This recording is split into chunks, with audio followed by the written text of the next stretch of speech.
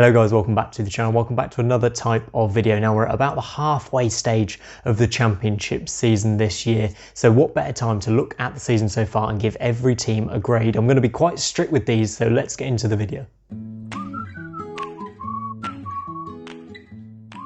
So yeah, we're grading every single team. We're going to start from the bottom and Wycombe Wanderers. Now Wycombe, for me, they're performing about as well as I expected them to. They've got 15 points from 23 games so far, halfway through their season, and Gareth Ainsworth has still got that smile on his face. Now they've recovered from an absolutely awful start. Do you remember back at the start of the season, they lost 8 or 9 games in a row. They lost the first few without even scoring. They've recovered a bit from then, and they're only 4 points from safety now. So for me, Wycombe are par, and for that reason, I'm going to give them a C. I do think they've still got a small chance of staying up. The likes of Ikpezu coming back, the big striker, see if he can make a bit of a difference. They've got a chance of staying up, but for Wycombe Wanderers, I'm giving them a C grade. Up next is Rotherham United, and much like Wycombe, I think they're going to face a tough task to stay in this division. They're in a slightly stronger position, having got 16 points on the board, and of course they've only played 20 games so far. They're not yet at their halfway point due to the COVID crisis that hit the club in late December, really, the last few games being cancelled there. But Paul Warne's an excellent manager. I look at this squad: Michael Hekwe,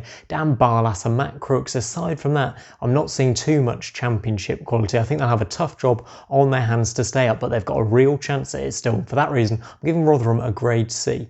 And up next is Derby County. Where on earth do we start with the Rams? 19 points on the board so far. Absolute chaos behind the scenes at the crazy first half of the season. Philip Cocu had an absolute nightmare. He was sacked after picking up just 6 points from 11 games in charge. The club were left bottom of the league when they should have been really in the top half of the table for most people's predictions. Wayne Rooney and Liam Rosenior came in to lead the team. Of course, Rooney was a player there, Liam Rosenior a coach. As a duo, they started to lead the team, and now Rooney is the interim manager as things stand. It looks like he's going to get the job on a permanent basis, in fact, after he's improved the club's form. They've only conceded 2 league goals in their last 7 games, so their defence has improved dramatically, but they have only scored 14 goals this season, so not great at either end of the pitch at Derby, and certainly falling way below expectations this season. The start of the season, the first half, if you look at it, those opening games, absolutely awful. Derby, you fail, you've got a grade F.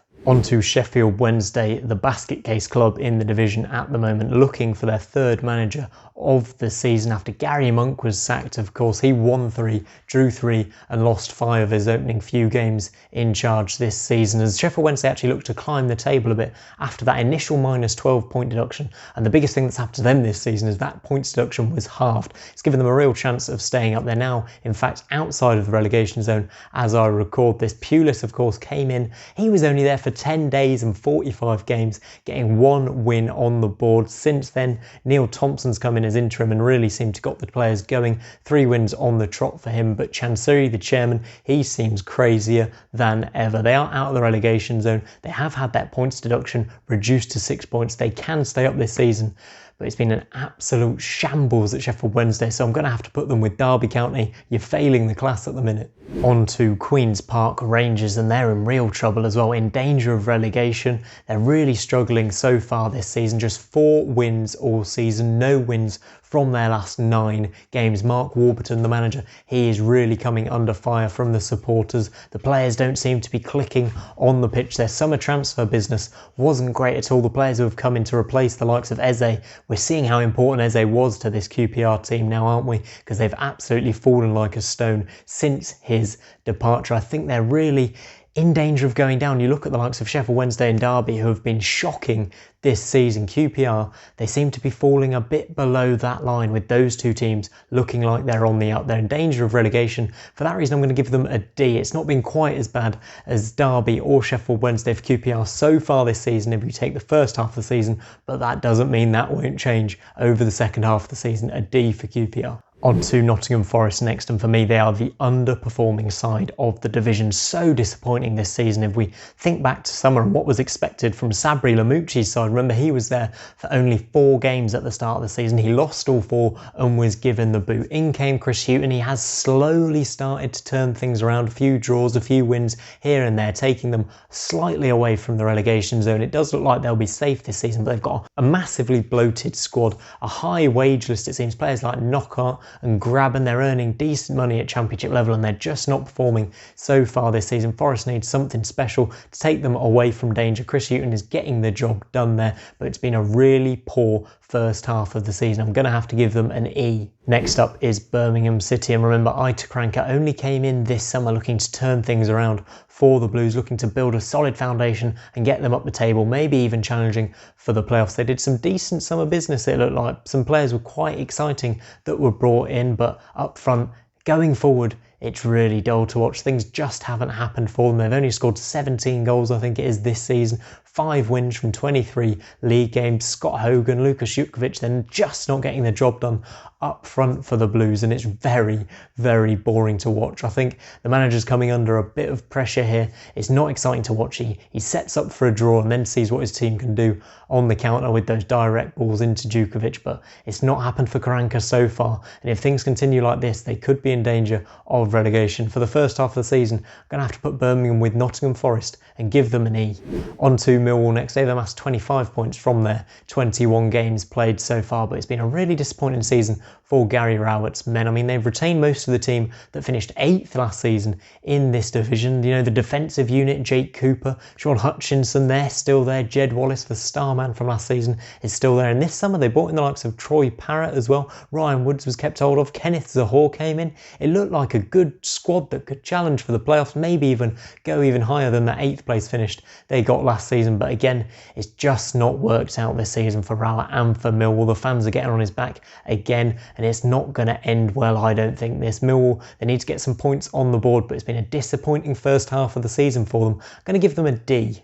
Up to Coventry City next, and a bit of positivity. I think they've got 26 points on the board, the best performing newly promoted team, much better than Rotherham and Wickham. I think we expected that. They were the strongest side coming up and we thought they could do reasonably well. Remember, they still don't have a home ground. We've got to take that factor into consideration, and Mark Robbins is doing an amazing job given that. It's not been the free-flowing attacking football we saw from the Sky Blues last season when they won promotion from League One, but it's been a bit more functional, a bit more defensive, but the points are just ticking over. They played very well in their last game at Millwall away, a bit more of that League One mentality we saw as they tore Millwall apart. But I think it's been an excellent job from Mark Robbins. It's got to be praise given to him and this Coventry team. If they finish 16th, I think they'll be delighted, so I'm going to give them a B grade.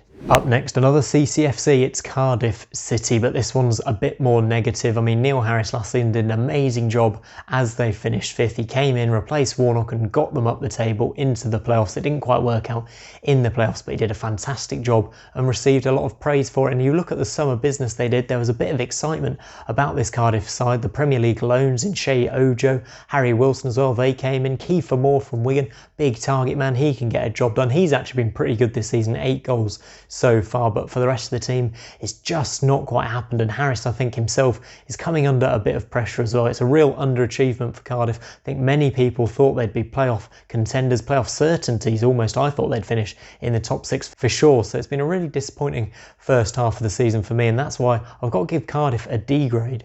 Up to Luton Town, and what a job Nathan Jones has done. His second coming has been even better than his first, almost 30 points on the board. They're up to 14th place and they've played some brilliant football this season. I think given what he did last season, coming in and keeping them up, we thought he'd do well to just do that again, but he's gone way above expectations. We've loved watching them this season.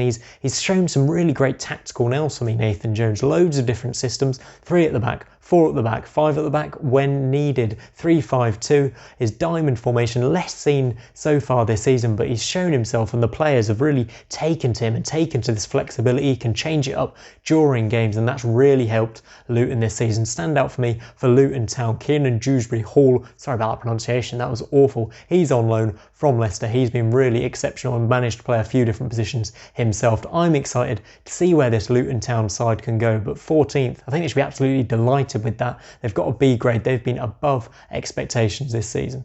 Some more positivity as we approach the top half of the table. Huddersfield Town, 31 points on the board for them so far this season. And take your mind back to the summer where Carlos Corberán came in for Danny Cowley, who had kept the team up. There was a lot of criticism around the sacking of Cowley, the appointment of Corberán, but he's come in. Remember, he had no first team managerial experience really heading into this job, and he's changed the way Huddersfield play, and it's worked an absolute dream. We thought Perhaps the players there couldn't get to grips with the system early on. It looked a little bit ropey, but now they've got themselves going. Some really great results against some good teams. They've beaten Watford, they've beaten Blackburn this season, and they just seem to be able to score goals when they need to and keep a clean sheet as well. Solid at the back. Harry Toffolo for me, standout player for Huddersfield Town this season. Such a threat from left back going up and down. Some really great attacking returns from him this season. So yeah, I mean, I think you got to taste a bit of humble pie here, because Corberán seems like a great manager in the Championship. It seems like a really good decision from the Huddersfield board. So